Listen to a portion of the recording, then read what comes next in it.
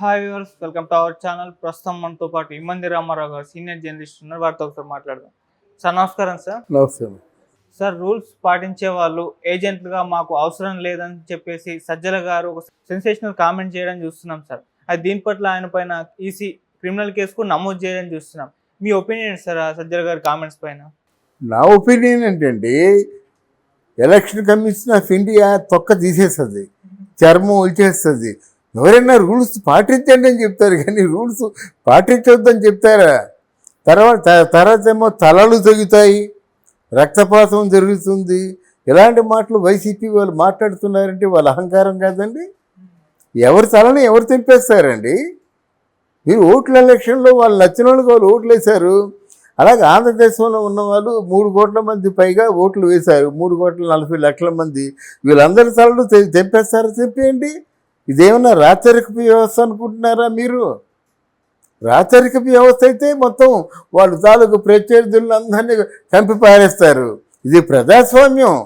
ప్రజాస్వామ్యంలోంచి ప్రజల మధ్యలోంచి ప్రజలందరూ నాయకుడిగా ఎన్నుకున్నట్టయితే, అంటే ప్రజల కోసం ప్రజల వల్ల ఆ ప్రజానాయకుడు మనకి ప్రతినిధి అవుతున్నాడు.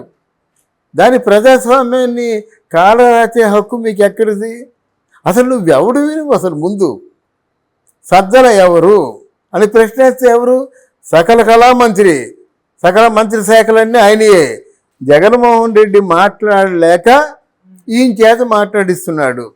Almost all Sajjala is nothing but the mic of Jaganmohan Reddy, the soul of Jaganmohan Reddy అని అనుకుంటున్నారు.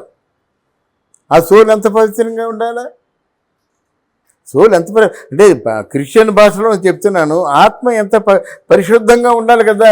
ఇన్ని కుళ్ళు కుట్రలు కుతంత్రాలు నింపుకున్న ఆత్మ నీదేం ఆత్మ అయ్యా? ప్రజాస్వామ్యంలో ప్రజలు ఎంపిక చేసుకుంటారు. రక్తపాతం జరుగుతుంది, ఎంతకైనా తెగించండి, వాళ్ళని గెలవనవద్దు. పిఠాపురంలో పవన్ కళ్యాణ్ రావడానికి వీలు లేదు. ఎవడమయ్యా నువ్వు మాట్లాడడానికి? తప్పు కదా ఇది. ఆ పెద్ద మనిషికి ఏమి బుద్ధి ఉండదు, అలా మాట్లాడతాడు. అంటే సార్ వాళ్ళు కూడా అంటే ఏ కాంటెస్ట్తో మాట్లాడంటే సజ్జల గారు వాళ్ళు కూడా రూల్స్ ఏం పాటించట్లేదు, మనం పాటిస్తే మనకే నష్టము, వాళ్ళు పాటించట్లేదు మనము పాటించట్లేదు. వాళ్ళు రూల్స్ పాటించకపోతే వాళ్ళ తాలూకు నాయకులు రూల్స్ పాటించొద్దని చెప్పలేదండి. నువ్వు పాటించలేదని చెప్తున్నావు. ఎవరి వల్ల గాయపడ్డారు? మాచర్లలో ఎవరి వల్ల గాయపడ్డారు? అర్థమైందా? అక్కడ మన చంద్రగిరి దగ్గర ఎవరు వల్ల గాయపడ్డారు? తర్వాత ఇంకా ఎవరు మన తెలంగాణలో ఎవరు వల్ల గాయపడ్డారు చెప్పండి. తెలుగుదేశం వాళ్ళే గాయపరిచారు. అలాగే ఆళ్ళగడ్డలో ఎవరు వల్ల గాయపడ్డారు? తెలుగుదేశం వాళ్ళు వైసీపీ వాళ్ళని కుట్టారా, చంపపోయారా? వైసీపీ వాళ్ళు తెలుగుదేశం వాళ్ళని చంపబోయారా? నిజాలు ఇది ఒకరు చెప్పవలసిన మాట కాదు. ఇందులో తెలుగుదేశం వాళ్ళు కొట్టిన వాళ్ళు కానీ, తిట్టిన వాళ్ళు కానీ, గాయపడిన వాళ్ళు కానీ చూపించమని చెప్పండి. అన్నీ వాళ్ళు అనుకుంటారా? ఇది మరీ బాగుందండి. ఇది ఎలా ఉంది? నారాసుర రక్త చరిత్ర అని అనౌన్స్ చేశారు కదా, అలాగుంది. అంటే ఇన్సిడెంట్ జరిగింది, కాసేపు గుండెపోటు అన్నారు, కాసేపు ఏమో రక్తం వాంతులు అన్నారు, కాసేపు బాత్రూంలో పడిపోయిందని చెప్పారు. నోటుకు వచ్చినట్టు చెప్పడానికి మీ ఇష్టమేనా? నోటుకు వచ్చినట్టుగా అంటే మా వదంతులు దాన్ని పూర్తిగా ఫోకస్ చేయడానికి మీకు ఎవరిచ్చారండి అధికారం? నిర్ధారణ చేసుకుంటే కానీ మాట్లాడే హక్కు మీకు లేదు. You should have some witness, then only you can publish the news. ఆ విట్నెస్ ఏమిటి? ఎంతవరకు కొట్టి చేస్తున్నారు సిబిసిఐడి, ఏసీబీ వీళ్ళందరూ? విట్నెస్ లేకుండా నువ్వు ఎలాగండి నువ్వు ప్రింట్ చేస్తావు న్యూస్ని? నారాసర రక్త చరిత్రని పెద్ద చంద్రబాబు నాయుడు ఆయన చేతిలో వంకర కత్త, ఆ కత్తిలోంచి రక్తం జారిపడుతున్నట్టుగా. తప్పు కాదు, నీ ఇష్టమేనా? నీ చేతిలో పేపర్ ఉంటే నీ ఇష్టం వచ్చిన మాట్లాడమేనా? నా ముందు మైక్ ఉంటే నా ఇష్టం వచ్చినట్టు నేను మాట్లాడమేనా? ఇది రాజ్యాంగం. ఒక ఎలక్షన్ కమిషన్ ఉంది, లా అండ్ ఆర్డర్ శాఖ ఉంది. మీరు వాళ్ళు చెప్పండి, come to me and give the report అని చెప్పండి. వాళ్ళు ఇచ్చిన రిపోర్ట్ ప్రకారంగా మీరు మాట్లాడండి. అసలు మొత్తం ఆంధ్రదేశంలో ఉన్న పోలీసులందరినీ కూడా మీ పాదాక్రాంతం చేసుకొని మీరు చెప్పినట్టు వినే పరిస్థితుల్లో కల్పించుకున్నారు. నవనవలాడుతూ ఉన్న యువతకేమో 5,000 రూపాయలు ఆస్తి చూపించి వాళ్ళ చేత వెట్టి చాకిరీ చేయించుకొని వాళ్ళ చేత నానా హింసలు పెట్టారు. మీరా మాట్లాడతారు. ఇవే ఉద్యోగాలు ఆధారం లేకుండా, కాగితం కలం లేకుండా ఉద్యోగం ఉన్నట్టు వేర్ ఇస్ ది గ్యారంటీ? ఇప్పుడు 2 నెలలు పెట్టి ఖాళీ కూర్చున్నారు, వాళ్ళ జీవితాలు ఏం కాను. ఇవన్నీ చూసేసి అహంకారంతో మనం చెప్పిందే వేదం అనుకుంటే ఆగిపోతుంది. మైండ్ గేమ్ ఒకటి, కూటమి చిత్తుగా ఓడిపోతుంది. 170 ఇంకా మాట్లాడుతున్నాడు. 170 దాటే కానీ 170 తక్కువ కదా అంటున్నాడు. ఇంత మైండ్ గేమ్ మారుతాడా? అంటే మిగతా 170 వచ్చాక రిగ్గింగ్లో పాల్పడతావా? కౌంటింగ్లో దొమ్మి చేస్తావా? ఏంటి అసలు మీ ఉద్దేశం? అసలు హోమ్ అంటూ బయటికి రావాలి. నీ శాఖ ఏమిటయ్యా బాబు? నీ శాఖ ఏమిటి? తాడేపల్లి ప్యాలెస్లో కూర్చొని గుమస్తా శాఖ. ఈ గుమస్తా అన్ని మాటలు మాట్లాడతాడా? ఈ గుమస్తా అపాయింట్మెంట్ ఫిక్స్ చేస్తాడా? చెప్పనండి న్యాయం. అందువలన ఇట్లాంటి సజెషన్స్ ఎప్పుడు మంచివి కాదండి. సజావుగా సాగిపోవాలి. Why not? నువ్వు నిజంగా పరిపాలనా దక్షత నీకున్నట్టయితే, ప్రజలు నీ పరిపాలనలు బాగా మెచ్చినట్టయితే నీకు ఓట్లేస్తారు. ఇది వీళ్ళు 5 సంవత్సరాలు తప్ప ఇంకా అంతకంటే ఎక్కువ ఒక్కరోజు ఎక్కువ ఉండడానికి వీలు లేదు కదా. ఎవరు పరిపాలన బాగా చేస్తే వాళ్ళు మెచ్చుకుంటారు. పరిపాలన లేదు, అభివృద్ధి లేదు, ఇంకేదో లేదు, చాలా అహంకారంగా నియంతృత్వ ధోరణితో ఉన్నారనుకుంటే మారుస్తారు. ఇంకా ఇప్పుడు ఇక్కడ ఇలాగా ఫారిన్ కంట్రీస్లో వస్తే రీకాల్ ఉంది, అవకాశం ఉంది, తిరిగి పిలవచ్చు, దించేయవచ్చు. నీకు కాబట్టి 5 సంవత్సరాలు నువ్వెంత సంపాదించుకో, లక్షల కోట్లు సంపాదించుకొని ఓ లైసెన్స్ ఇస్తున్నారు. అది దాన్ని ఆలోచించుకొని ఎన్నికలు జరిగాయి, అయిపోయింది. Let them count. 144 సెక్షన్ పెట్టమని చెప్పండి. ఆఫీసర్స్ తప్ప ఇంకెవరిని వెళ్ళకుండా వాళ్ళకి అన్ని వస్తువులు సిపిఆర్ఎఫ్ ఫోర్స్ని, పోలీసుని పెట్టండి. జనాల దగ్గర రానియొద్దండి. కౌంటింగ్ అయినప్పుడు వాళ్ళు ఇన్ఫార్మ్ చేస్తారు. ఇప్పుడు ఛాన్స్ వచ్చాయి కదా, వాళ్ళు ఇన్ఫార్మ్ చేస్తారు అంతే. అక్కడి నుంచి మైక్లోంచే చెప్తారు. అక్కడి నుంచి వీళ్ళకిది అని వీళ్ళు టెలికాస్ట్ చేసుకుంటారు. అంతేగాని మిగతా వాళ్ళందరినీ కూడబెట్టవలసిన అవసరం లేదు. నేను వైసీపీకి ఏమో ఆ మినిస్టర్ నండి, నేను వైసీపీకి ఈ మినిస్టర్ అంటే, నువ్వు మినిస్టర్ అయితే మాకెందుకు? You are nowhere concern here. Come on, మేము ఆఫీసర్స్, మేము కౌంటింగ్ చేస్తున్నాం. ఎవరు? No Telugu Desam, no Janasena, no YSRCP. అలా ఉండాలి. కంప్లీట్గా 144 సెక్షన్ ఉండాలన్నమాట.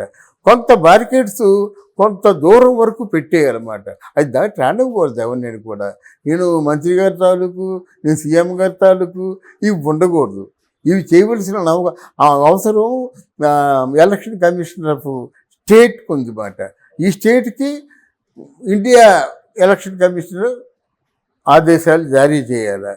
అలాగే హోమ్ కూడా చాలా స్ట్రిక్ట్గా ఆదేశాలు జారీ చేసినట్టయితే, ఎందుకంటే ఇక్కడ క్లిష్టమైన పరిస్థితులు, ప్రత్యేకమైన పరిస్థితులు ఉన్నాయి కనుక వీళ్ళని కంట్రోల్ చేసే అవకాశం ఉంది కనుక ప్రజల్ని మోగనివ్వకండి. అల్లరి మోకల్ని ముందస్తుగానే అరెస్ట్ చేయండి. ఏదైనా మీకు అనుమానం వచ్చేది దరిదాపుల్లో ఎవరిని తిరగనియొద్దండి అని చెప్పాలన్నమాట. తాగి ఎవరు మాట్లాడినా తీసుకెళ్ళిపోవడమే, మూసేయడమే. ఒక 1000 మంది పోలీసులు ఎక్కువ పెడతారు. ఎవరు గట్టిగా అరిస్తారు తీసుకెళ్ళిపోవడమే. అలా ఎవరి చేతిలో మారణాయుధాలు ఉన్నాయి తీసుకోవడమే. మరి 3 రోజులు బ్రాంచీలు లేవని చెప్పారు.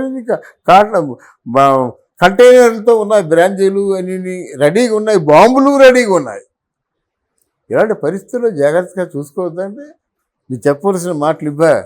మనం ప్రజాస్వామ్యాన్ని గౌరవిద్దాం, గౌరవంగా లెక్కింపు కూడా మనం సహకరిద్దామని చెప్పాలి. కానీ మనకి రూల్స్ అవసరం లేదు. అటు ఏం చేయమంటారు? ఒక్కొక్కరు కత్తులు వేసుకొని తిరగమంటారా? పోలీసుల ఇళ్లలో చికెన్ బిర్యానీ తినేసి పడుకోమంటారా? ఏంటి మీరు చెప్పింది ఏంటి? నాకు అర్థం లేదు సార్. అటు ఈసీ కూడా సార్, తెలుగుదేశం వాళ్ళు కంప్లీట్ చేయగానే టక్కని యాక్షన్ తీసేసుకుంటున్నారు. వైసీపీ వాళ్ళు ఎంత కంప్లీట్ చేసినా వాళ్ళని పట్టించుకోవట్లేదు.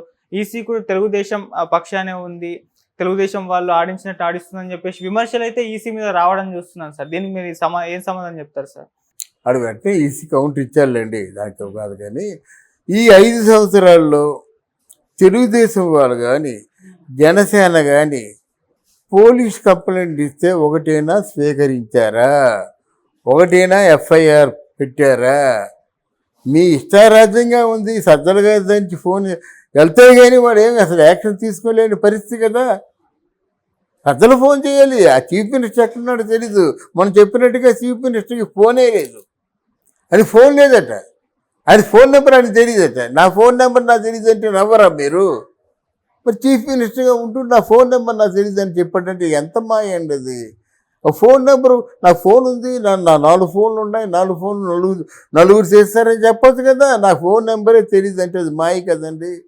చూసే ప్రేక్షకుడికి అర్థం కాదా? మాయ మాటలు చెప్తున్నాడా, నిజాయితీగా మాట్లాడుతున్నాడా అని. ఇంతకీ చెప్పేది ఏంటంటే వీళ్ళు కొంచెం మరి ప్రజలు గమనిస్తున్నారు, ప్రజలు వ్యతిరేకతతో ఉన్నారు, కొత్త ప్రభుత్వాన్ని కోరుకుంటున్నారు. ఇప్పుడు మీరు కింద మీద పెట్టి దొరికినా లాభం లేదు. కాదంటే మీరు 4 ప్రాంతాల్లో 4 రిగ్గింగ్ చేసి చంద్రబాబు నాయుడిని లేకపోతే మన పవన్ కళ్యాణ్ని, అక్కడ లోకేష్ని, అక్కడ హిందూపూర్లో బాలయ్యని ఓడించారు. మీకు ఇది సాధించింది ఏమిటండి? అందువల్ల ఇది కరెక్ట్ కాదు. ఆయన సజ్జల రామకృష్ణ లాంటి ఒక జర్నలిస్ట్ మాట్లాడే మాటలు కాదు. ఎంతసేపు ఒకరి మీద తోసేయడమేనా? ఇప్పుడు ఒక వేలు పెట్టి మిమ్మల్ని చూపించానండి, దాన్ని 4 వేలు చూపిస్తున్నాయి కదా. అది అటుపక్క అదర్ సైడ్ అని మీరు ఎందుకు మాట్లాడటం లేదు? ఎంతసేపు తెలుగుదేశం జనసేన అనుకుంటే మీరు అలా పెంచేశారు జనసేన. ఇప్పుడు ఈరోజు జగన్ కంటే చంద్రబాబు కంటే పవన్ కళ్యాణ్ పెద్ద నాయకుడు అయ్యాడు. నేను మొదటి నుంచి చెప్తున్నా, పవన్ కళ్యాణ్ రాజకీయ వీరిద్దరి కంటే పెద్ద నాయకుడు అయ్యాడు. ఈరోజు జనసేన పార్టీ ఉన్నటువంటి పవన్ కళ్యాణ్ ఆయన స్టేట్కి కాదు మొత్తం సెంటర్కే నేను ఉపయోగించుకుంటాను, పెద్ద నాయకుడిని చేస్తా అన్నాడు మోడీ. మరి ఆ స్థాయిలో ఉన్నాడు కదా. ఈ మోడీ అపాయింట్మెంట్ ఇవ్వడం వీళ్ళకి. మరి ఆయన పవన్ కళ్యాణ్ ఇంట్లోకి వెళ్ళి తండ్రితో మాట్లాడినట్టు వచ్చేస్తాడు. ఇలా గట్టిగా కావులించుకుంటాడు, పట్టుకుంటాడు, ముద్దు పెడతాడు, ఇవన్నీ చేస్తూనే ఉంటాడు అన్నమాట. మరి అది ఆలోచించాలా, ఇది ఆలోచించాలా? ఏ మంచి గుణాలతో మన ప్రధానమంత్రి గారికి ఈయన దగ్గర అయ్యాడు. వాళ్ళు దగ్గర తీసుకోవాలంటే చూపు ఎలా చూడాలంటే క్యాలిక్యులేట్ చేస్తారన్నమాట. మన ఆడవైపు క్రియగంట చూడవలసిన అవసరం ఉందా లేదని ఆలోచించుకుంటారు. అలాంటిది ఇలా కావులించుకొని తృప్తిగా ఇలా బ్లెస్సింగ్స్ ఇస్తుంటే ఇంకేంటి? ఇంట్లో ఆ మైక్ పోగానే పవన్ ఇది మైక్ చూడాలన్నమాట. అంటే మన ఇంట్లో పిల్లలు ఉంటారు కదా, అలా అంటే అంతటి స్థాయికి వెళ్ళాలంటే ఈయనలో ఎంత నిజాయితీ ఉండాలి. ఇదే లేకుండా దోపిడీ చేసేస్తాను, నేను ఇన్ని కోట్లు, వాడు ఎన్ని కోట్లు, రోజా ఇన్ని కోట్లు, ఆ కొడాలు నాని ఇన్ని కోట్లు, ఇదేనా పని? కోట్లేనా? ఓడిపోయారు, మీ వెంట కోట్లు వస్తున్నాయా? ఈ కోట్లు మీకు సమాధానం చెప్తుందా? మళ్ళీ 5 సంవత్సరాలు ప్రజల్లో మీరు రారు. ఎంతైనా పుకండి పురాణం చెప్పుకోవడం కానీ మళ్ళీ ఆయన లండన్లోకి వెళ్ళిపోతాడు, లేకపోతే బెంగళూరు వెళ్ళిపోతాడు. ఏముంది ఇప్పుడు? అందువల్ల ఇట్లాంటి పనికి మాటలు మాట్లాడితే అందరిలో ఇంకా చీప్ అయిపోతారని చెప్పేసి ఒకసారి మనస్ఫూర్తిగా సజ్జల గారికి కోరుకుంటున్నాను.